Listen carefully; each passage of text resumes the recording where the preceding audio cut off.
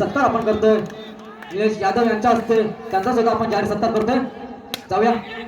इथे मात्र हलक्या हाताने ढकलला चेंडू इथे मात्र जातोय कशी स्वरूपात आणि नक्कीच 3 धावा मिळतील त्या विवेकला. 3 धावाने श्री गणेश आपला आणि संघाचा खाता खोलताय. पंच प्रीतम बागडे नक्कीच 3 धावा घोषित करतात. आता मात्र स्ट्राईकला असणार तो यश. चालू सामना आपल्याला पाहायला मिळतोय. केदारपासून टेरवन वर्सेस श्री गणेश टेरवन. हलक्या हाताने ढकलला चेंडू एक धाव घेण्याचा प्रयत्न केला. तिसरी धाव घेण्याचा सुद्धा प्रयत्न केला. सफल ठरतोय मात्र यश. 3 धावांनी संघामध्ये भर पडते. धाव संख्या मात्र पोहोचते ती मात्र आहे आता 6 धावा. अप्रतिम फलंदाजी पाहायला मिळते आपल्याला केदार प्रसन्न टेरवन या संघादरम्यान. चला पुढील चेंडू अंतिम आणि पहिल्या षटकातील काही चेंडू शिल्लक असते ना त्याच्याशी वाटवलेला आहे. अप्रतिम क्षेत्ररक्षण 2 धाव काही रोखू शकत नाहीत.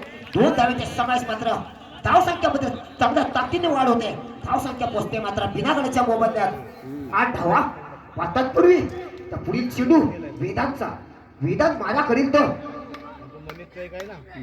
पुढचा चेंडू वेग केला. हलक्या हाताने ढकलला चेंडू तिथे मात्र खराब क्षेत्ररक्षण होत आहे. नक्कीच खराब फील्ड म्हणून म्हणता येईल की श्री गणेश टेरवन संघाकडून मोबदल्यात 3 धावा सुद्धा गमावल्या. 3 धावा सुद्धा खात्यामध्ये ऍड झाल्या. विवेकच्या संघामध्ये सुद्धा भर पडेल. 3 धावांनी धावसंख्या पोहोचेल ती मात्र आता आहे 11 धावा. अजूनही पहिल्या षटकात प्रगती पडत असताना वेदांत याचा पुन्हा एकदा त्या दिशेने ढकलला. तिथे मात्र खराब क्षेत्ररक्षण. नक्कीच 3 धावा मिळतील यशला. 3 धावांनी संघामध्ये ऍड होईल. धावसंख्या मात्र आता पोहोचेल ती आहे 14 धावा. अजूनही पहिल्या षटक प्रगती पडत असताना वेदांत याचं काहीसं महागडं षटक म्हणून म्हणता येईल ते.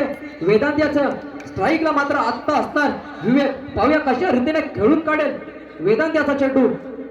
मात्र हलक्या हाताने ढकलला चेंडू तिथे मात्र एक धाव घेण्याचा प्रयत्न केला. दुसरी धाव घेण्याचा प्रयत्न केला. तिसरी धाव घेण्याचा प्रयत्न केला मात्र असफल ठरला यश. नक्कीच 2 धावांवर समाधान मानावे लागेल ते विवेक याला. 2 धावांनी संघामध्ये भर पडली. धावसंख्या झाली ती मात्र 16 धावा. आणि जिंकण्यासाठी श्री गणेश टेरवन या संघाला कराव्या लागतील 6 चेंडू 17 धावा. काहीस महागड असं चला वैयक्तिक कोटाचा पहिला संघामार्फतचा पहिला षटक घेऊन आला यश. स्ट्राईकला असणार तो प्रवीण. नॉन स्ट्राईकला असणार वेदांत. काहीशी फटकेबाजी करावी लागेल ती प्रवीण याला. 6 चेंडू 17 धावा. प्रयत्न केला मात्र बॉल काही पट्ट्यात आला नाही. जातोय विकेट.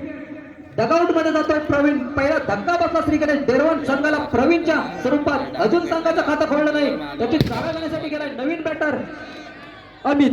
हलक्या हाताने ढकलला चेंडू. नक्कीच एका धावावर समाधान मानावं लागेल. खराब मिसफील्ड. 2 धावा मिळतील अमितला. धाव संघाचा आणि आपलं खातं खोलतोय अमित. जिंकण्यासाठी 17 धावा करायच्या. आता मात्र जिंकण्यासाठी 4 चेंडू आणि 15 धावा. उत्कृष्ट असा गोलंदाज म्हणून मानला जातो तो केदारपासून टेरवन संघाचा यश. इथे मात्र फटका मारला. तिथे मात्र क्षेत्ररक्षण असणार. नक्कीच 3 धाव घेण्याचा प्रयत्न केला आणि इथे मात्र नक्कीच 3 धावा यशस्वीरित्या पूर्ण केल्या अमितने. 3 धावांनी संघामध्ये भर पडली. धावसंख्या मात्र पोहोचली ती आहे 5 धावा. जिंकण्यासाठी अजूनही 3 चेंडू 12 धावा. पाहूया मात्र त्याच दिशेने ढकलला चेंडू. तिथे मात्र स्वतः क्षेत्ररक्षण असणार. फील्डवर 2 धाव घेण्याचा प्रयत्न केला. तिसरी धाव सुद्धा घेण्याचा प्रयत्न केला मात्र असफल ठरला आणि रनआउटच्या स्वरूपात अमित आपली विकेट गमावतोय. नक्कीच 2 धावा. पंच 2 धावा घोषित करतात. 2 धावांनी संघामध्ये भर पडली. धावसंख्या पोहोचली ती मात्र 7 धावा. अजूनही जिंकण्यासाठी 2 चेंडू आणि 6 धावा.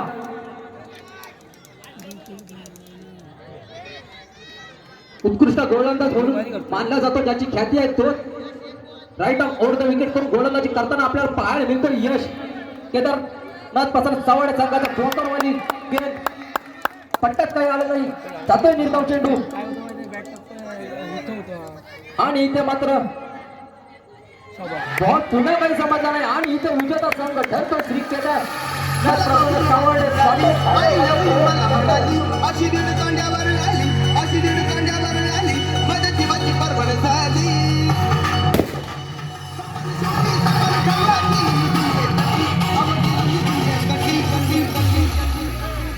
एक दिवशी मुलगी काय ती कोणी गंतो का